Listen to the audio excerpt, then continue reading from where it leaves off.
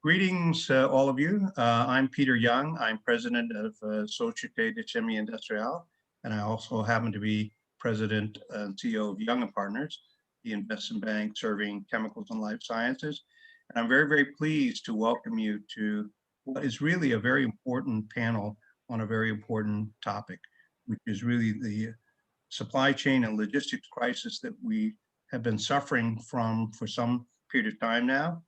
And we want to talk about what the challenge is, what impact it's having on chemical and life science companies, and what are the solutions that are being formed, including by the two gentlemen here who are joining me as panelists.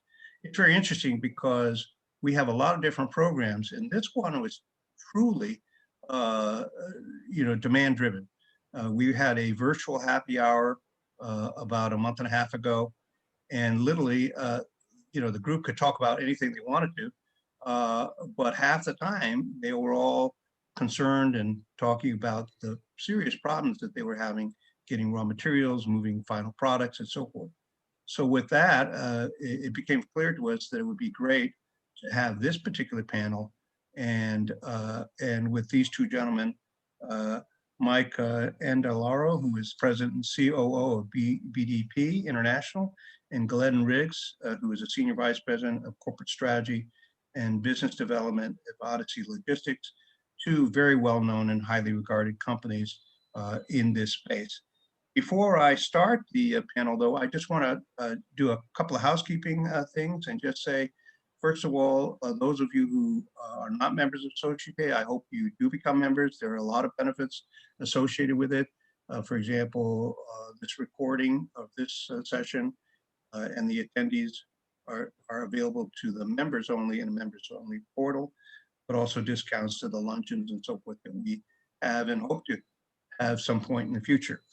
The other thing I want to mention is that we're going to have a couple of upcoming events. One, which is directly related to this, is that for really hot topics like this, we have always scheduled or have started scheduling separate discussion groups that last 1 hour long, usually 2 to 3 weeks after the main panel, which really give the opportunity of the audience to be in breakout rooms and really no speeches, no presentations, just give people the opportunity to talk about the issue. And usually what happens, we have a mixture of experts and people who are concerned parties, and it serves the purpose of sharing knowledge, but also allowing people to get to know other people. And graciously, Mike and Glenn have both agreed to participate in those breakout rooms. So I want to encourage you to do that. And the discussion group, virtual discussion group on supply chain and logistics will be on Wednesday, April 28th from 4 p.m. to 5 p.m.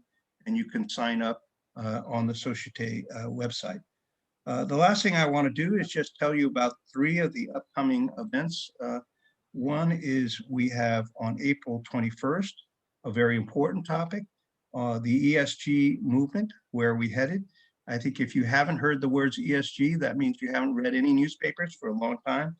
We have 3 leading experts who will talk about what is happening and where we headed and what the burdens are for companies having to comply with ESG requirements. Then we have a virtual happy hour on April 29th, and then the virtual discussion group on ESG, which will be on May 6th on ESG. And then on May 12th, we'll have a wonderful speaker, Bertrand Loy, who's the CEO of Integris, on success through unconventional wisdom. Because those of you who know the company realize they have done things differently than what most people assume you should do, and it's been very, very successful. So those are just the 5 events upcoming, and we hope to see many of you at those events. And again, all you have to do is to sign up on the Societe website. So I'm not going to read the bios of our 2 panelists because it's in your invitation, but truly these are 2 veterans in the whole supply chain and logistics industry, and certainly they know exactly what's going on. I must say, when we picked this topic, we thought it would be popular, and we didn't know that for the 2 weeks prior, it would be on the front page of every newspaper, which with pictures of the evergreen given blocking the Suez Canal. So if ever there was a way to illustrate how serious the problem was, certainly the incident at the Suez Canal put an exclamation mark after the whole issue. So with that, what I'd like to do is get started. And the last thing I'm going to say is that we are going to make sure that we leave about 10 minutes or so at the end for questions from the audience.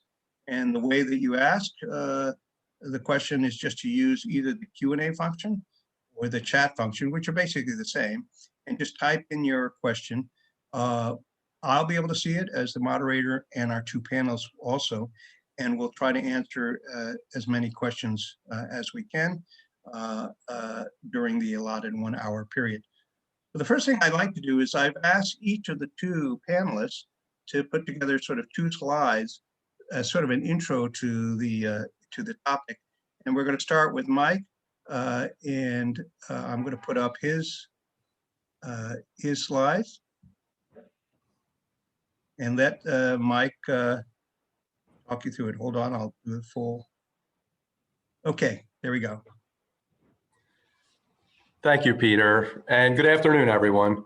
So as a lead-in, there's a tremendous amount going on in the international logistics space. My comments will be focused on the maritime industry, and my goal is not in any way to disparage the carriers, but at the same time, my goal will also be not to make any excuse for the carriers and really to highlight where we are as an industry. I'm going to appeal to ideally the entire audience. I have 2 charts. The first one will be pictures only for those who prefer pictorial views, and the second will be with numbers and data points. So if you can click again, Peter, where do I have the control? Oh, we're good. I think we have to go back 1 chart, Peter. Okay, so. Okay, hold on. Okay. Okay, great, thank you. So I'm going to walk through these 10 or so pictures rather quickly with the ideal of giving you the context of today's industry. On the upper left, you see a dramatically rising trajectory of a line graph. That represents the increase in the average ocean spot rate over the course of the last 24 months. And what you'll see is that the rate levels were reasonably stable until we entered Q3 of 2020, at which point spot rates rose dramatically. For those of you who have contracts, long-term agreements with the carriers, you've been insulated from this increase. However, my quick caveat is that the new contracting season, especially for US inbound, begins now. So on this chart, what you'll notice is that on at the beginning of last year, there was really a supply issue. As the COVID virus took hold in China, manufacturing was shut down on an extended basis from Chinese New Year.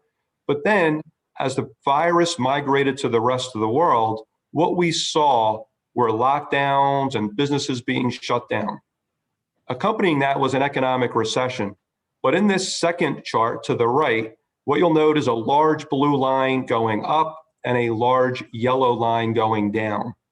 The blue line represents an expansion of consumer spend on products. The yellow line represents a decline in spending on services and experiences. And it's that increase in spend on that blue line which essentially resulted in a significant increase in demand for international goods, most notably goods from China. And suddenly the carriers found themselves going from an oversupply situation to one where they could not keep up with demand, resulting in higher costs. The third chart is representative of a Peloton bike.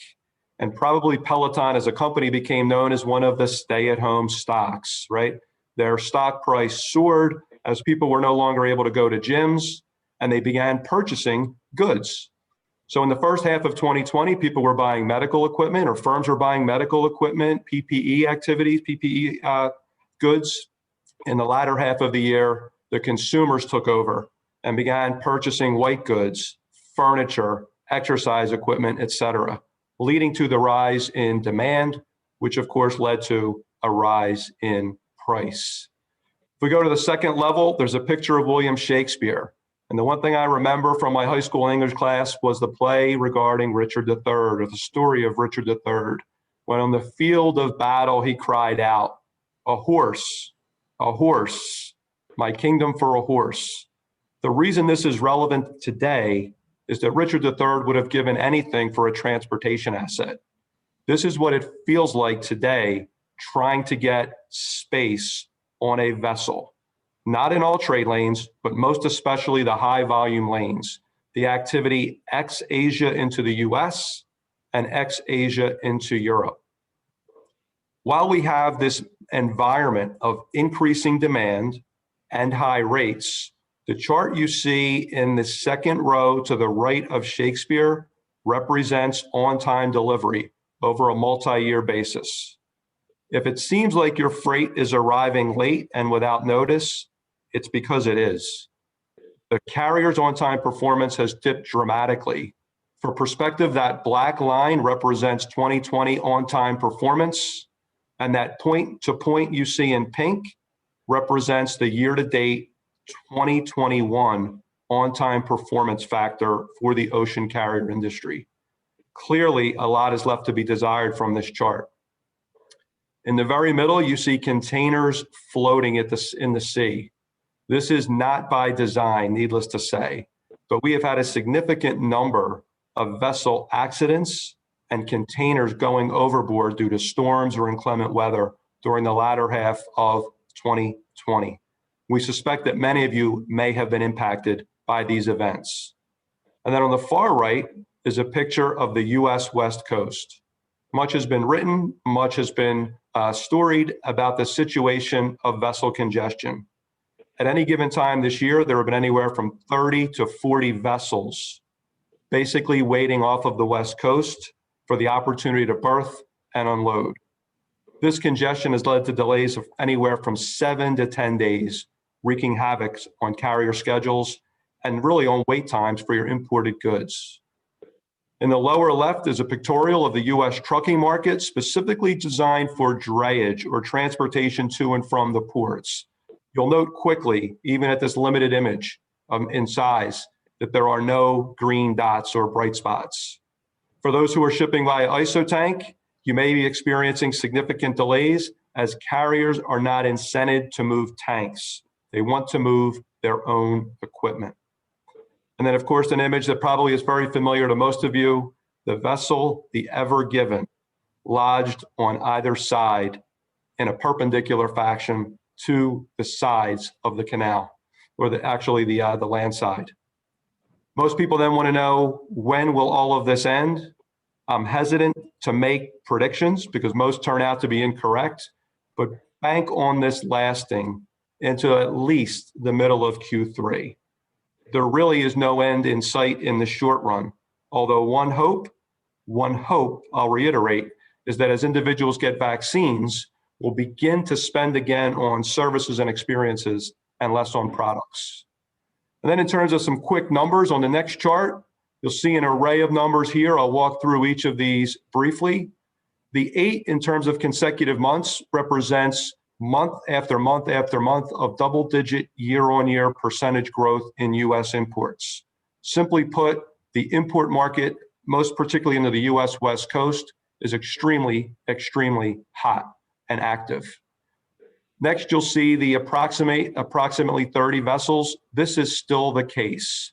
The US stock workers on the US West Coast have been hit with COVID callouts, people who are ill or who are quarantining or whatever the case may be, resulting in a lower throughput of vessels, further hampering the US inbound maritime supply chain.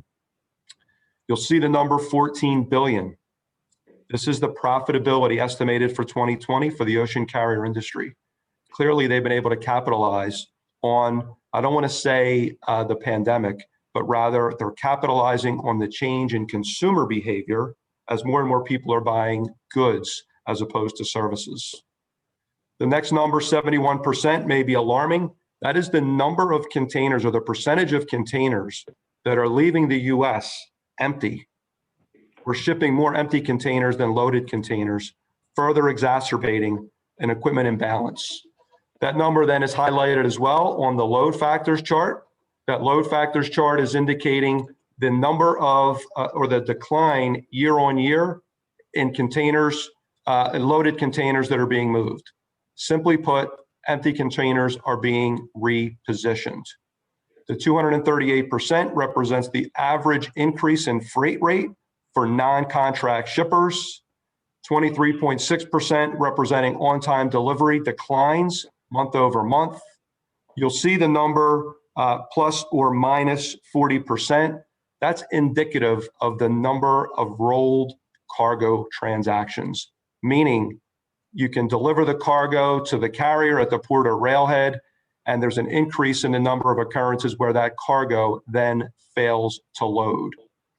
$100 million is tied to the company Peloton when they announced that will be their increase in expedited logistics expenses to stave off additional delays to their consumers.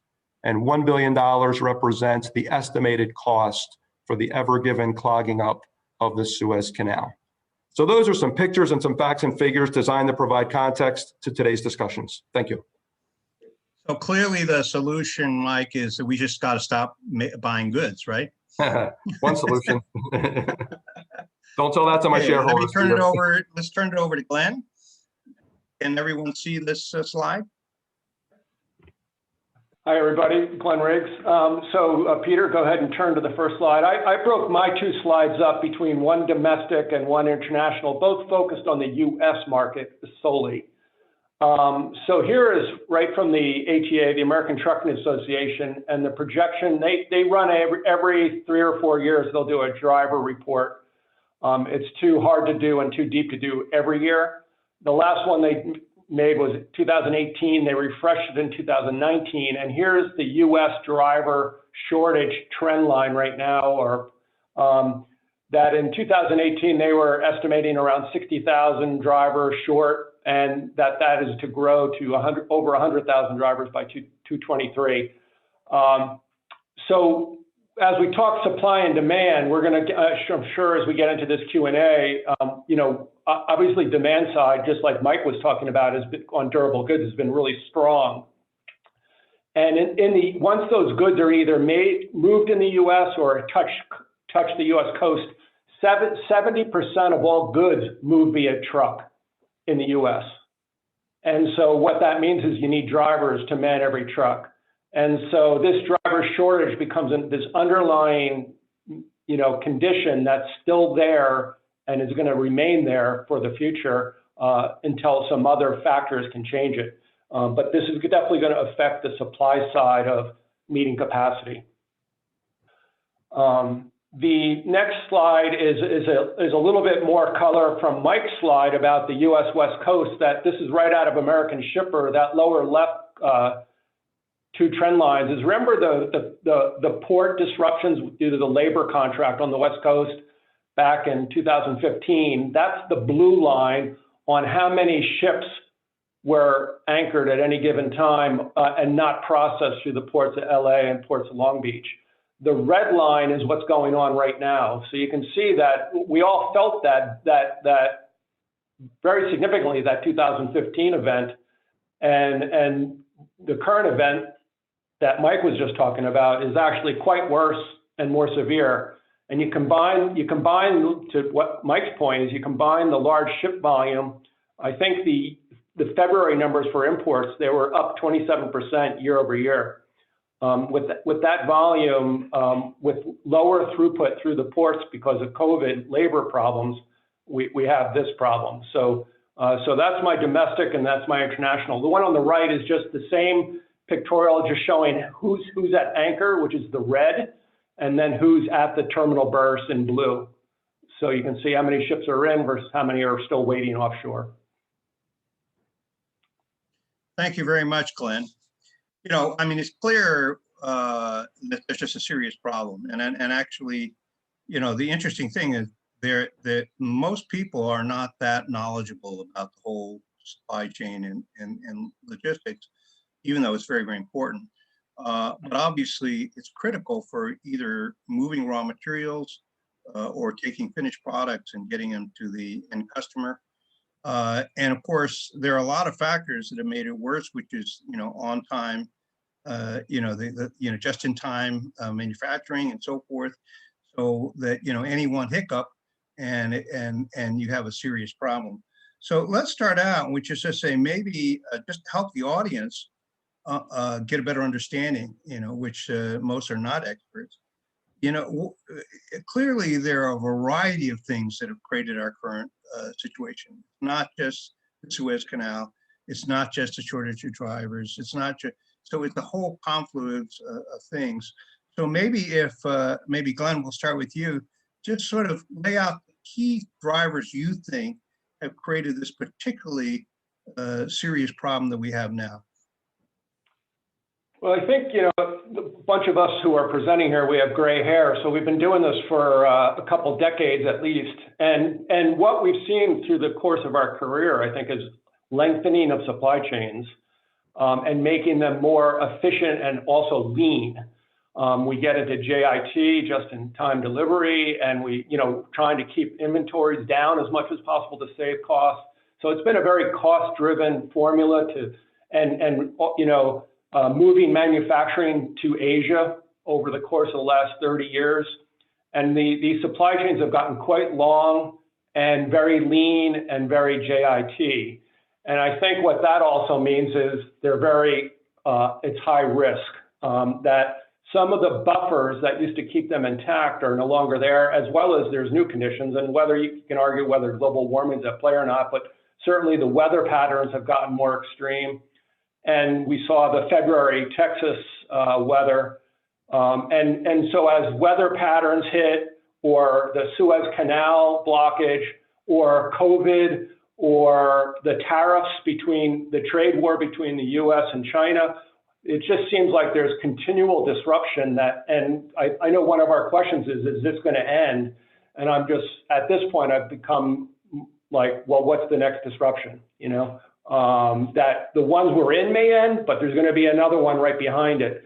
And so the recommendation is to look at your supply chains and say, how can I make them more resilient and less fragile? And having, and there's a bunch of ways to do that. So. But, Glenn, actually just listening to what you and Mike said about, just listing some of the drivers, it does appear some are temporary, right? Like, let's hope we won't have the same Texas freeze, right? There will be another one at some point, but let's hope we don't have one every year. But others really seem like they're long-term, or might be long-term, like reasons why drivers don't want to drive 18-wheel trucks is it's not going to go away, right? So so it sounds like it's a mix of things, right? That are drivers, some of which are short-term and some of which are long-term, right?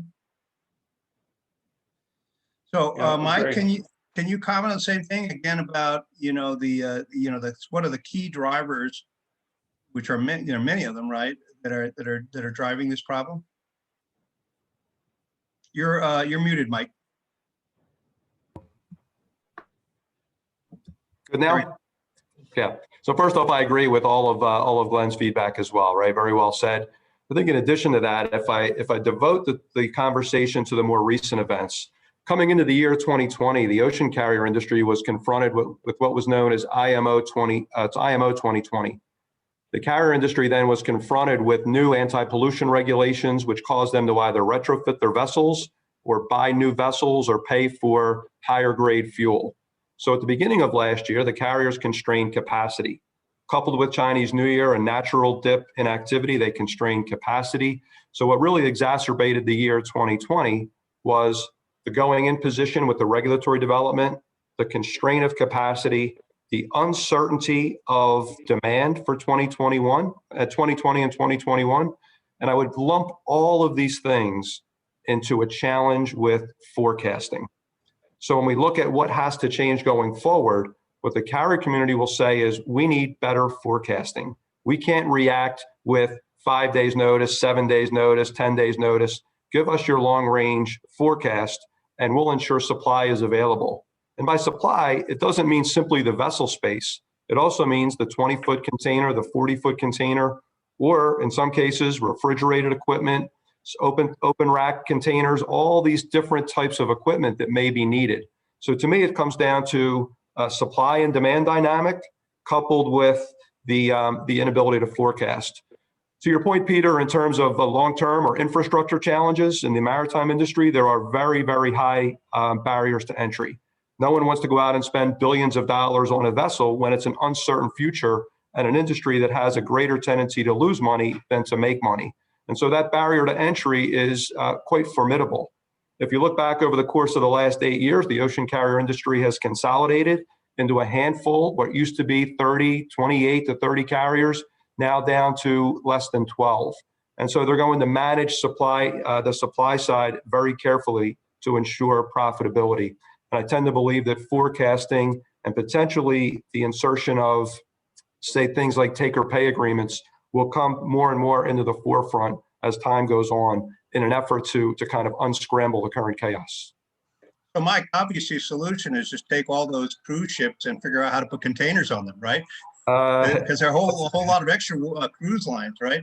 It's a creative, but perhaps not an efficient solution. But yes, there's a tremendous amount of retrofitting, to your point. And right now, if you look at the charter party market, typically a source for additional supply, that market is also sold out. So there's always a challenge in getting additional capacity. Yeah. Where a lot of that's going, though, Peter, quite frankly, is into the air. Yeah. So businesses like ours, and I'm sure Glenn's as well, are seeing an increase in expedited transportation. And one of the quickest ways is, of course, air freight. And we are seeing notable upticks in that space. But obviously, there's a cost differential, obviously, as well, right? Huge. Yeah. Huge. Absolutely. Now I'm going to ask both of you to be like actors on Broadway, who aren't working right now, but and just put yourself in the shoes of, say, a major specialty chemical producer and so forth, and then try to think about, all right, if you're sitting at his desk or they have their job, how to list all of the things that this whole logistics supply chain thing, problem has created for us. So what are the, when he writes his memo to the CEO and saying, here's why my job has turned into such a terrible thing, how would they characterize the impact that it's having on their business, right? Either one of you can speak first. Well, I think, obviously, the number one thing you have to do in logistics or supply chain is move what you're selling and get it to your market and get it to your customer. The very worst thing in the world you can do is not move the product and have it remain on the shipping dock. Price becomes secondary to that. So, so I think the first thing you got to do is focus on what's disrupting my ability to have capacity and throughput and on-time delivery to my customers and get the products there in a reliable, safe way. Then, and then price is the second part of that equation. How can I do that the most cost-effective way, considering all the constraints we're fighting? So, I think that's, you want to characterize it in the way that you can get the job done. And the question is, how much do you have to spend and what do you have to set up to facilitate getting it done? Yeah. Mike, you had comments about what Sure. It looks like from the point of view of especially chemical, arbitrary special chemical producer? Absolutely. So I think the first thing, I agree with Glenn's comments, and I would offer in addition the following. So first and foremost, everyone is dealing with unhappy customers, right? The customers are upset. We're experiencing shortages in areas where we as consumers and businesses are unfamiliar with experiencing shortage. So number one, firms are dealing with an increased level of unhappy customers. Second, increasing freight costs, right? So the costs are going up. Those costs are being realized, be it even for a standard move, right? People are having to pay up to move the cargo. Some customers have great rates, but those rates are not getting loaded, quite frankly. And that's disappointing on many levels. Thirdly, you're dealing with rework, right? What used to be a simple transaction suddenly is now being delayed. There's a lot to do right now with managing the customer's expectations. When I show the chart on the delays or the lack of performance on-time delivery, all of that results in rework. All of it results in more communication and, again, an unfulfilled transaction. So we're seeing those events occur across our customer base. Then we're also seeing a level of elevation. whereby suddenly it's the C-suite that's become aware of these issues, right? They're aware now that they're not going to meet potentially a forecast due to an inability to move freight. And that's the challenge that is occurring not only at the logistics professional level, but also in boardrooms across the country. Do you have, do two of you, have you had customers who really literally had to shut down production because they couldn't get raw material from their supplier who might have been in China or whatever? I would say we've had near misses. You know, a lot of those end up in air freight or alternative sourcing, right? And to my earlier comment, again, it ends up being a higher cost and more rework or additional effort to meet the need. Yeah, I would agree. I don't think we've seen outright stoppages of any plants, but it's gotten quite thin at times. So I would agree with that comment. Now, shifting the topic, now the two of you are at logistics and supply chain companies. What have you had to do that's different from what you've normally been doing in order to try to mitigate the problem? You know, other than the fact you've had to learn how to live with less sleep, right? That I assume. But you know, what are the kinds of things that you've had to do in your operations and how you handle customer demands and orders in order to try to get around these problems? Glenn, do you want to start? Sure. So first of all, we have to be open and honest with our customers and understand what we can commit to and set those expectations to what Mike was saying before. You have unhappy customers when they can't meet all their commitments. So we try to be upfront in setting those expectations, but certainly through some of these disruptions, and I'll come back more to the domestic side versus what Mike and BDP do on the international side. There's been a lot of weather, a lot of labor disruption, and a lot of capacity disruption. And so what we try to do is look, what are our alternatives so we can keep the logistics flow moving? And we've invested quite heavily in the past for as an example, for intermodal. So we can offer options beyond just driving a truck on the road. Can we put it on the rail and get it there as well? So having what we call path route mode options, as many options as you can with any origin destination pair, that's how we try to address it and make sure and with every option there's a trade-off between transit time, cost, lead time, et cetera. So is it true, Glenn, that occasionally if the delivery is going to be slow, you just jump in the truck and make the delivery yourself? No? That does happen. Not me personally, but we have leadership who have their CDLs, and we have examples where we have business unit leaders who are actually jumping in a truck at times when they have to. Yeah. So yeah. Yeah. Mike, what are companies like yours having to do differently in order to get around this problem? Yeah, great question. So for us, the number one aspect has really been around communication. So we've been running a series of webinars for our customers, posting online, and the webinars have really been around, here is today's maritime transportation market. Many times customers need to understand this is not only impacting them, but others, that it's an industry-wide event. So we really started out by communicating, letting people know what's going on in the market, and then also offering alternatives, right? It's not enough to just talk about a problem. It comes down to what needs to be done differently, first at the macro level and then maybe at the customer specific level. From there, we also find ourselves launching new service offerings for the client or supporting them with their transportation needs as a transportation intermediary, meaning we're going out and buying additional space in the market where we can get it at a higher price and then using that space to benefit our customers as well as ourselves. I mentioned earlier, expedited logistics. It's something no one really wants, but it has become increasingly a necessity. And then we look to work with our customers to say, how can you better forecast in a way that together we communicate with the asset-based providers and they can better serve your needs. It's not a case right now, Peter, where I would equate it to the house is on fire. You don't go buy a fire insurance policy when the house is already on fire, right? You have to put the fire out. And that's kind of what we're doing with our customers while we're building for a longer term future in terms of here's how to better plan ahead and better contract for future demand. My next question, actually, Glenn, you briefly touched on in your previous comment, which is really what should companies do differently, right, in order to try to reduce the problem that they have now, but also to reduce the problem if in fact it happens again. You've talked about trying to be more resilient, right, Glenn? Maybe we'll start with you, Glenn, if you want to elaborate. What advice would you give to companies for what they should do to reduce the current problem, but also future problems on the supply chain and logistics side? I think there's two types of ways to deal with it. One is really long-term strategic things you can do that's not going to show up today, but it will show up 5 to 10 years out. And those kinds of items are like just looking at alternate sources of supply, alternate manufacturing locations. So you're not just dependent on one site in mainland China, for instance, to make a vital product. You can build some redundancy in your network so you have options.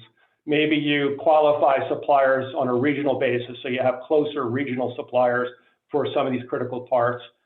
So that's going to take a while, and that's long-term stuff. But tactically speaking, near term, and Mike mentioned a minute ago, if you can forecast better and work with your partners who are providing capacity and provide capacity forecasts of demand, they can gear up their networks to try to match that and time it.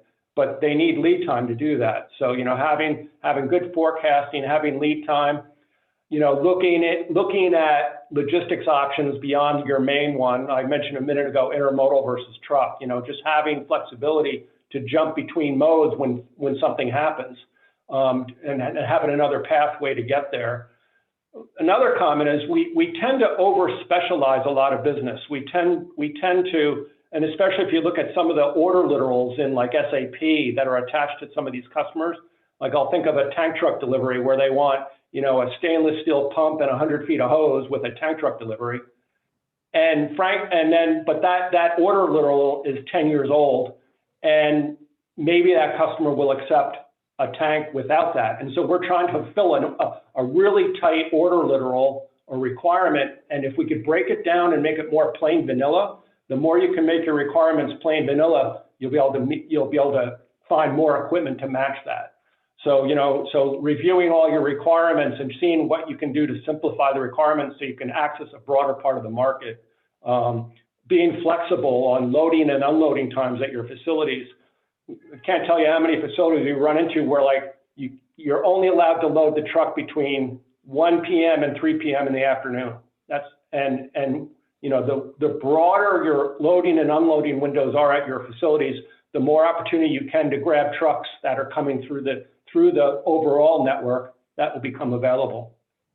That's just a handful of things, but on the tactical side, and like I said, you have both the long term and the short term. Yeah, and certainly they're just financial decisions. You can shift back to the cost of just having more inventory, right? Because I think one of the things like the just-in-time and so forth is that people drew down the inventory, and it was a wise thing to do because if it was a reliable supply, then you didn't have to pay the cost of investing in all the inventory, right? But I think people now are starting to say, well, there's a cost, which is, there's a bigger cost if you can't run your product line, run your line, than the finance cost of having higher inventory.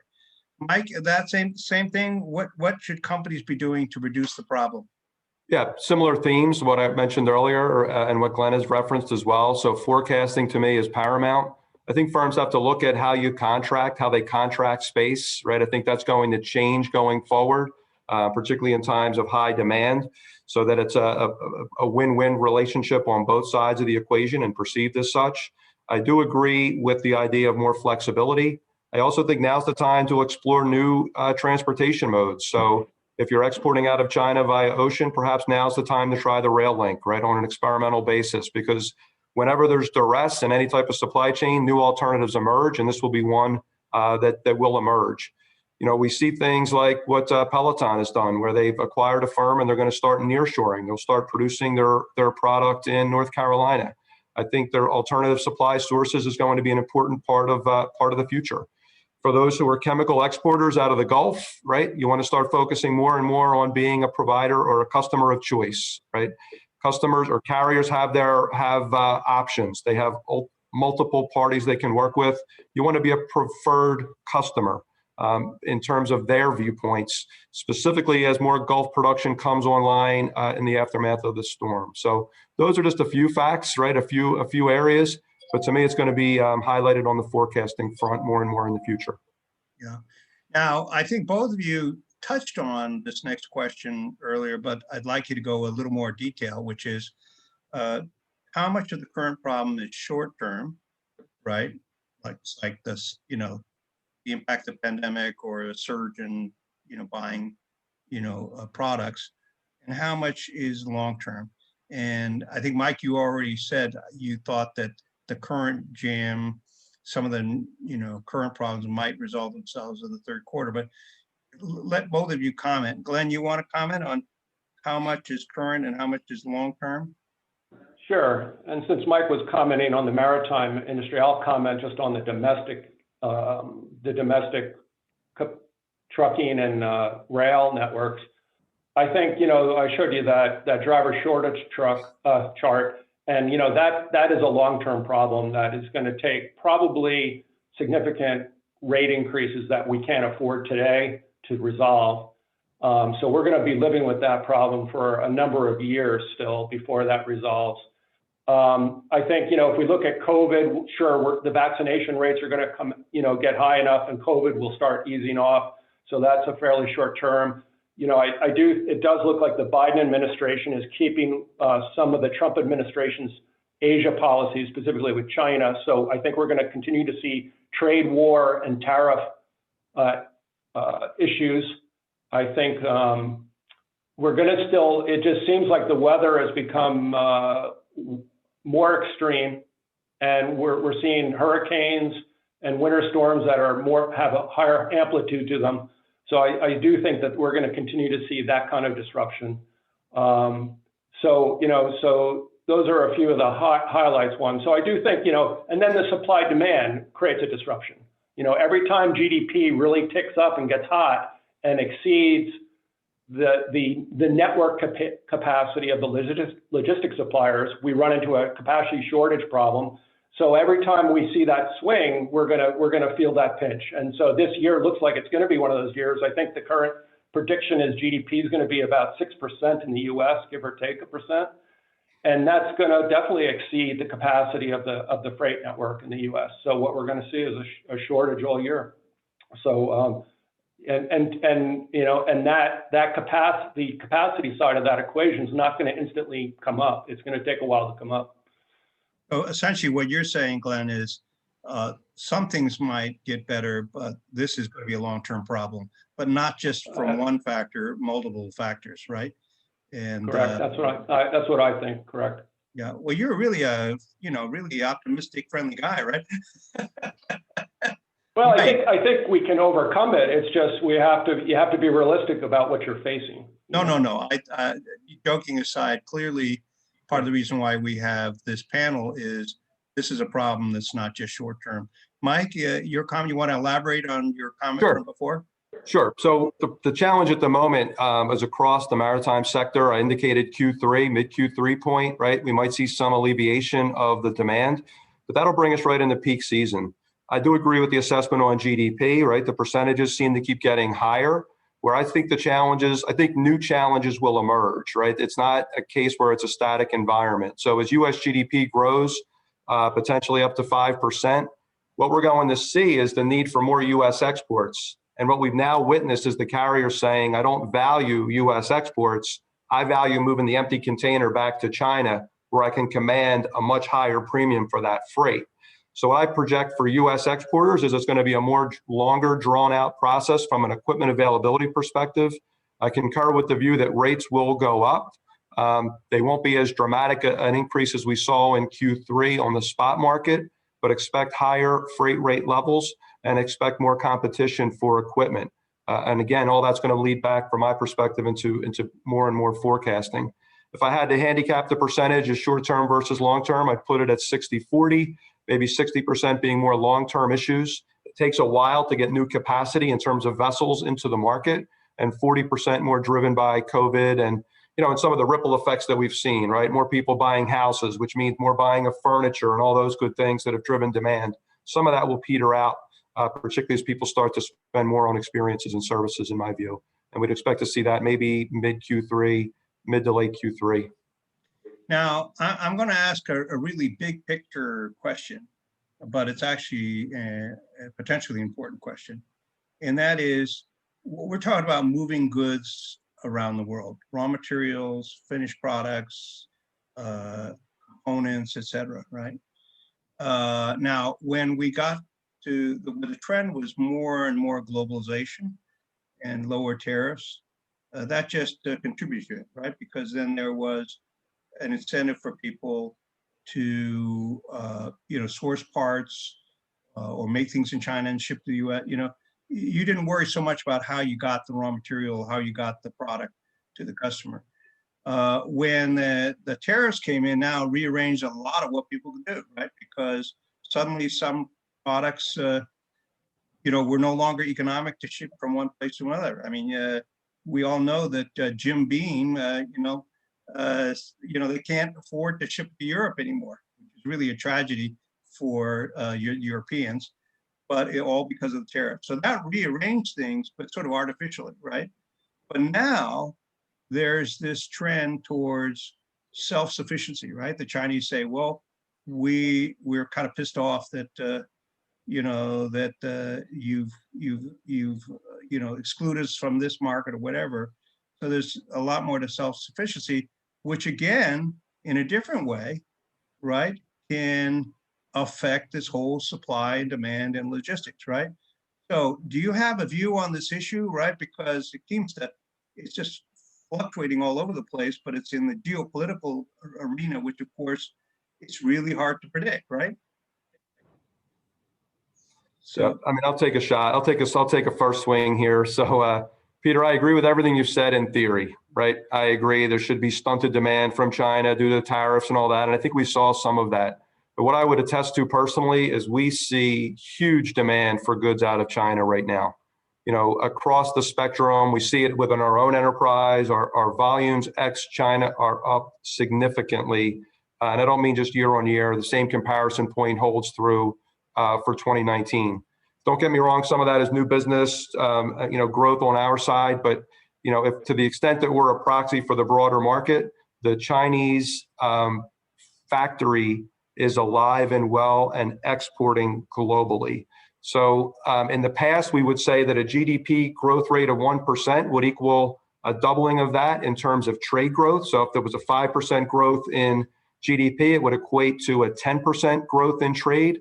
Right now, I think a better proxy would be for a rate of about 1.1 or 1.1 times or 1.2 times. So I think trade globally is going to grow at a rate slightly elevated to GDP. And so if non-US GDP, but global GDP is in the 4 range, expect trade to be in the 5 to 6% range. So I don't think this is going to be unabated in the short run, personally. So I think it's time now for us to shift to Q&A, and we have sort of 10 questions, and we'll try to go through some. But I want to make one concluding comment from this panel before we do Q&A. One, it is clear for all of you in the audience and everyone who's on the panel here that it's clear that if in fact you get tired of what you're doing, there's going to be a very lucrative job being a truck driver, as far as I can tell, looking at the charts. Whether you like it or not, but you're going to get paid well. The other is, we were joking before we started the session that some of the less sexy professions, like forensic science, we're getting really a lot of hype because of TV shows like NCIS and so forth. So I really think that our 2 panelists here have been really excellent speakers and so forth. And I think Mike and Glenn, we should get you onto a show on supply chain and logistics, and we're going to call it SC&L for supply chain and logistics. It'll be a hot show. What do you think? and every week you solve another supply chain or logistics problem. I think it would be an excellent show. Would you agree? I'll hire you as my agent, Peter. Okay, great. Yeah, exactly. Yeah. So let's go through the chat. The first question from Doug Nelson, actually, I think you already covered. So, which was tariffs from China. what do you see that impacting the situation? I think, Mike, you addressed that. The next one is actually a very specific question from Patrick Foster. He said, could you talk a bit about Congress petitioning WTO/Maritime U.S. Commission for unfair trade practices for carriers bypassing U.S. docks or sailings? That's a very specific question. Either one of you can answer. I think at the moment there's a number of pending legislations designed to ease the crisis, right, in terms of prohibiting goods from being exported. There's movements in China and Europe, as well as in the US through the FMC, as well as the proposal put forward in the question. I think these things take time to resolve, and I'm less confident in a resolution, just as personal. I'm not representing BDP, the logo behind me, with that response. But I think I'm a bit less confident in regulatory or governmental answers, and maybe a bit more confident that there will be more commercial-based resolutions that can occur. Just more of a personal perspective there. Glenn, do you have a comment? I mean, I would agree with that. I think, especially the current administration is trying to rebuild bridges with the international community. So I don't see us playing too much hardball on any new trade agreements. Yeah. Now there's a question from Jeffrey Landau. It's a natural integrated question with what the question just before. Jeffrey Landau says, what are the long-term things as a country? And we've been talking about what companies can do, right? As a country that we can do to mitigate the fundamental problems with supply chain, e.g. use more trains for long haul, shipping, ... Yeah, we touched on a little bit, certainly using more of the rail freight network. Before I mentioned, 70% of all the goods that move within the U.S. move by truck. That's an awfully high percentage. And one rail car can carry roughly 4 times what a truck can carry. So, the rail, if you're going to carry freight long distances, bolstering the rail network would go a long way to helping, for sure. I would agree. It's an infrastructure issue, in my opinion, specifically at the ports on the West Coast as well, right? Ideally, you have a much stronger port rail network, and you're distributing goods throughout the country. Some encouraging signs in the U.S. South Atlantic, right? The ports of Charleston and Savannah have continued to develop and grow and modernize, which is great. But there's still a tremendous amount of work that needs to be done on the port side, as well as the rail side from my vantage point. Bruce Orr has a question. He says, I noted today in the Wall Street Journal that a huge container ship, largest ever, was heading into the port of Miami. Are shipping lines redirecting ships to the East Coast due to the congestion on the West Coast? And if so, is that a long-term trend? This comes up from time to time, right? So the economics are better on the West Coast. Obviously, no one wants to have all their vessels sitting berthed outside of LA. So what we saw thus far in 2021 is carriers tried to avoid the LA Long Beach area and move cargo into Oakland as well as into the Pacific Northwest. With time, I do think there will be more and more East Coast routings to the US just to balance things out in light of the heightened demand. I also think we'll see more East Coast depending upon what happens with potential labor strife on the US West Coast, as that will come back around soon, I believe. So I don't think you're ever going to get rid of the West Coast. It's too convenient geographically to ship, but I do think we will see some increase on the U.S. and specifically the South Atlantic ports of Charleston and Savannah. Yeah, I agree with Mike on that. Because we run an intermodal business, we've looked at really hard how the container flows are coming in off the West Coast and where they're going and what's the most efficient way for them to do it. And once the Panama Canal got widened in 2016, we saw the East Coast ports pick up more business from the Suez Canal. The Suez Canal at the time was doing about 50% of the East Coast berthings into the U.S. Now I think Suez is, Mike, you can probably confirm, but down to like 30%. I think even lower, yeah. Even lower, right. Below 30%. And the Panama Canal has broadened its reach and hitting now more on the East Coast. So, I think, let's not forget the Panama Canal, right? And that was a multi-year project to widen that and let the big ships through. So that is a great asset for the country that occurred. Yeah, and if I could add one other comment, spurred by Glenn's feedback. For the chemical industry, you really want to hone in on the Gulf Coast ports like Houston, right? These are important ports for chemical distribution. And that's where you really want to see what the investments on infrastructure are going on in that particular Houston market as well. Bill Szynski has a question. What is the timing for autonomous trucks hitting the road as a factor to alleviate the driver shortage? Well, I just, before coming into this webinar in the last couple of days, refreshed my knowledge of the ATA study on the driver shortage, and the ATA believes it's still a decade out problem or opportunity. You know, they've got some bias, obviously. You know, they've got a lot of drivers within their organization. You know, I think the technology is basically there, almost there right now, and it's a matter of regulation and control and safety. And you know, I think the first model is something like you use an autonomous truck on the highway, but then all the local work is done with the driver. And by the way, there's still an attendant in the cab for the first many years of this, that it's not going to be truly autonomous. Mike, any comment? Similar feedback, right? I'm familiar with the hub-to-hub studies, right? That's where the main indication, it'll be long haul, hub-to-hub, and then drivers need to take over. But I think we're a little further out. I think it's going to be a case as well where the technology will be ready before the legislation is ready to approve it.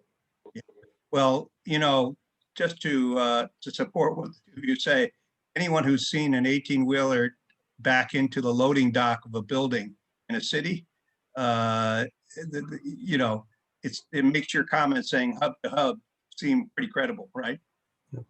The next question. You know, and in this audience here too, obviously we're all in chemicals, and so you know, I don't think in our lifetime we'll see a chemical hazmat load done in a autonomous vehicle.